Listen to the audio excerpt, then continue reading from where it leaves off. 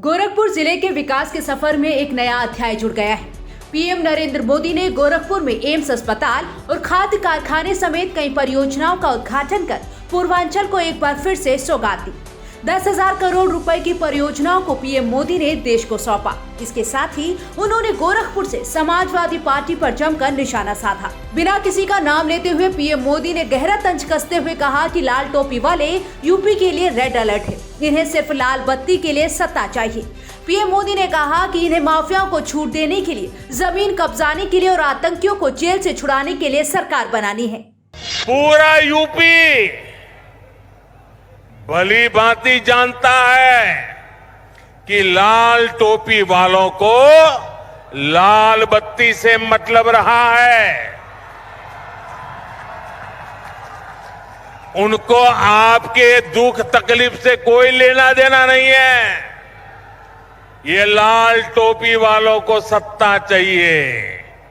घोटालों के लिए, अपनी तिजोरी भरने के लिए, अवैध कब्जों के लिए, माफियाओं को खुली छूट देने के लिए लाल टोपी वालों को सरकार बनानी है। आतंकवादियों पर मेहरबानी दिखाने के लिए, आतंकियों को जेल से छुड़ाने के लिए।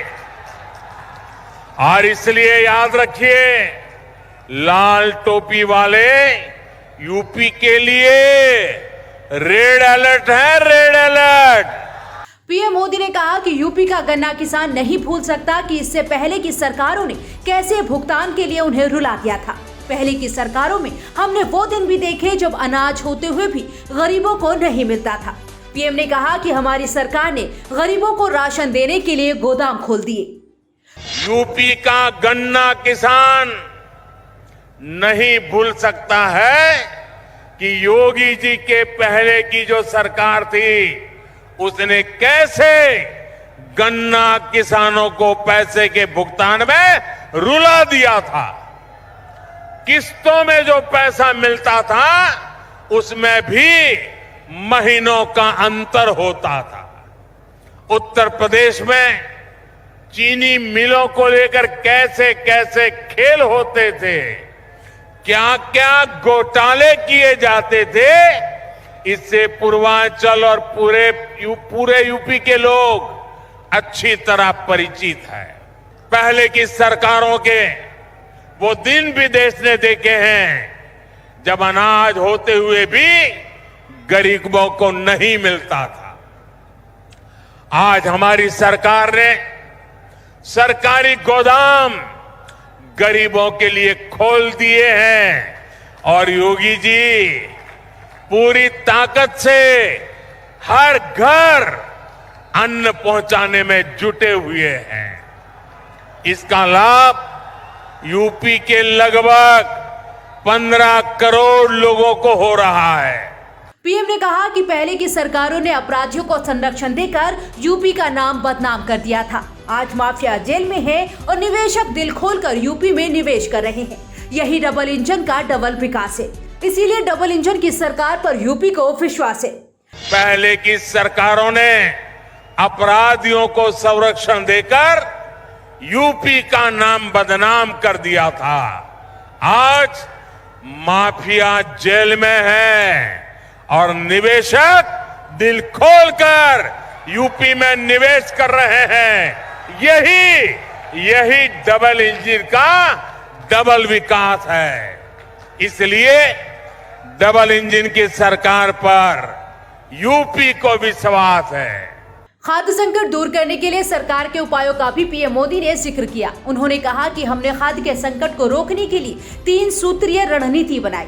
यूरिया का गलत इस्तेमाल रोका, नीम कोटिंग की, इसके अलावा किसानों को सॉइल हेल्थ कार्ड दिए। तीसरी रणनीति ये थी कि हमने यूरिया उत्पादन केंद्रों को फिर से शुरू किया। इस अभियान के तहत गोरखपुर में खाद्य कारखाना तैयार करने का फैसला लिया। ऐसे ही 4 और कारखाने देश के अन्य हिस्सों में बन रहे हैं। हमने 3 सूत्रों पर एक साथ काम करना शुरू किया। एक, हमने यूरिया का गलत इस्तेमाल रोका। यूरिया की 100% नीम कोटिंग की। दूसरा, हमने करोड़ों किसानों को सॉयल हेल्थ कार्ड दिए ताकि उन्हें पता चल सके कि उनके खेत को किस तरह की खाद की जरूरत है। और तीसरा, हमने यूरिया के उत्पादन को बढ़ाने पर जोर दिया।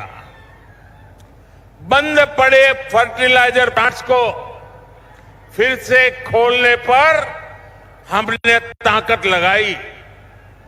इसी अभियान के तहत गोरखपुर के इस फर्टिलाइजर प्लांट समेत देश के 4 और बड़े खाद कारखाने हमने चुने।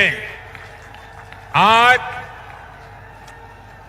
एक की शुरुआत हो गई है, बाकी भी अगले वर्षों में शुरू हो जाएंगे।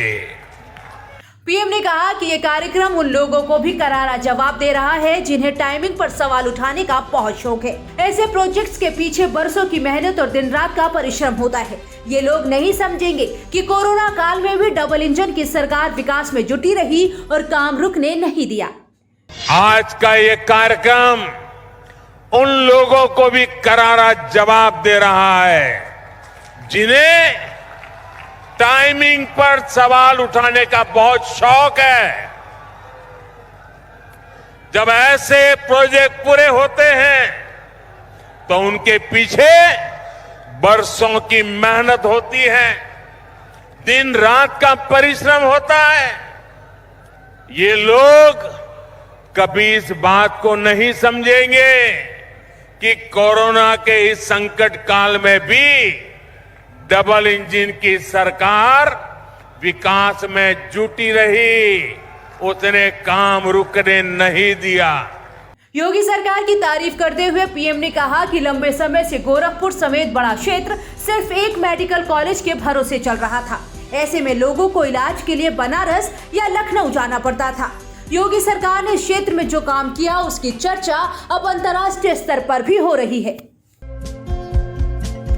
हमारे चैनल को लाइक, शेयर और सब्सक्राइब जरूर करें और नई अपडेट्स के लिए बेल आइकन दबाना ना भूलें।